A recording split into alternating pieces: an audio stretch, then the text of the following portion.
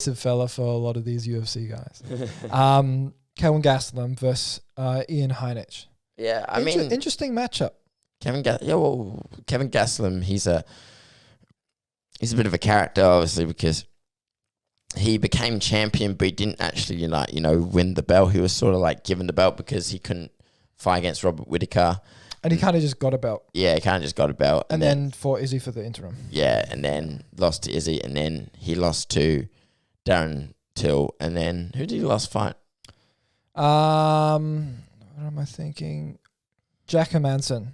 And Jack Hermanson by was it heel hook or something? Let me check. That's bad. That's his last fight. But yeah, he's on a 3-fight losing streak. Yeah, he lost to Jack Hermanson, in the first round. Was it a heel hook or something? Yeah, by heel hook. That's right. Okay, correct.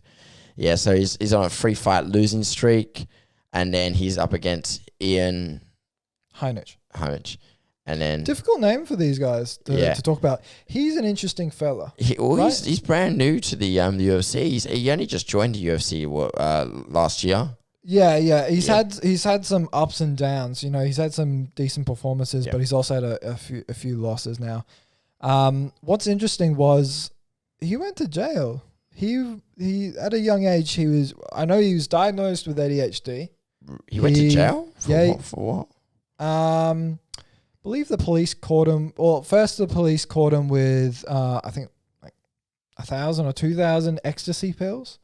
I think he was dealing, and then at one point he got caught with a kilo of cocaine.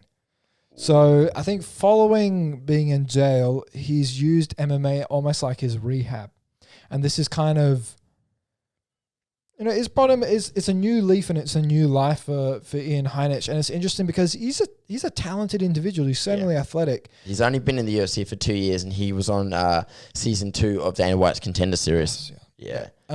So interesting with Ian coming from the Contender Series, whereas Kelvin, he came from the Ultimate Fighter. I mean, he was one of the last picks on the Ultimate Fighter. And he's done incredibly well. I believe he's only 29 years old, still learning. It's an interesting fight here.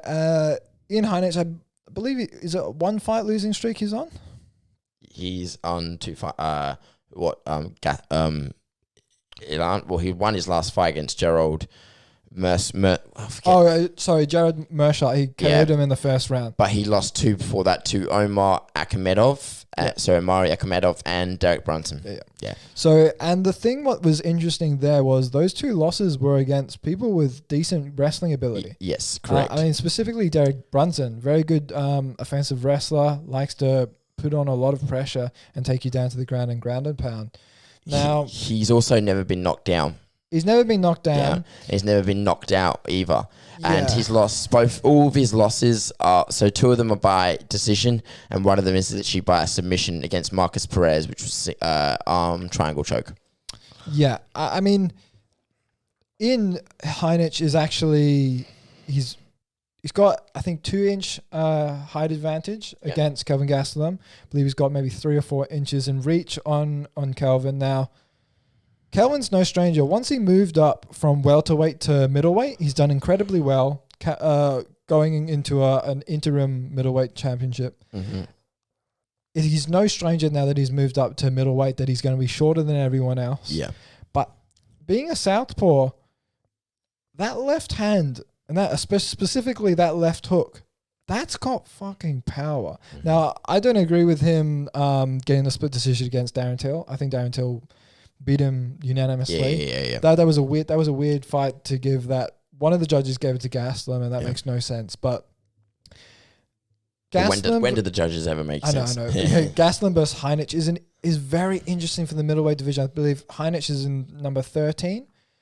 I think Gastelum takes this. Yeah. And I think he could knock him out. I think he could knock him out. I think he's got the power. He's still 29 years old. Yeah, he's still learning on the job. Yeah, he's got, what's his name, Henry Cejudo in his camp.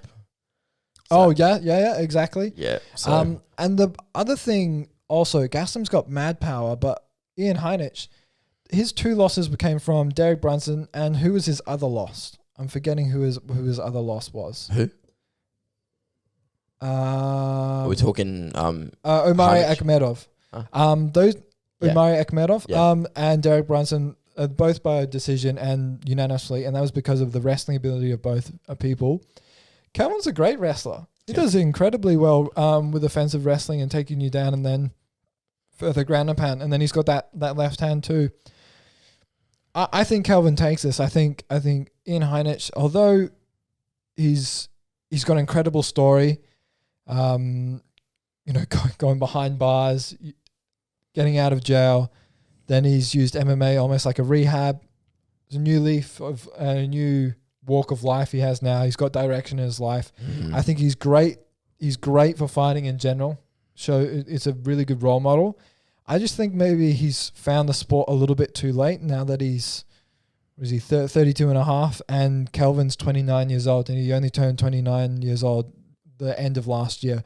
So Kelvin was one of the youngest people on the Ultimate Fighter, and he did so well. He's got so much experience at such a young age, and when I see like that, like Max Holloway came into the UFC super young. Yeah. Still only around 28. I believe he's 29 years old as well. He's got time on his side. He's got time on his side, whereas Heinisch is in his prime. However, he's found the sport a little bit too late.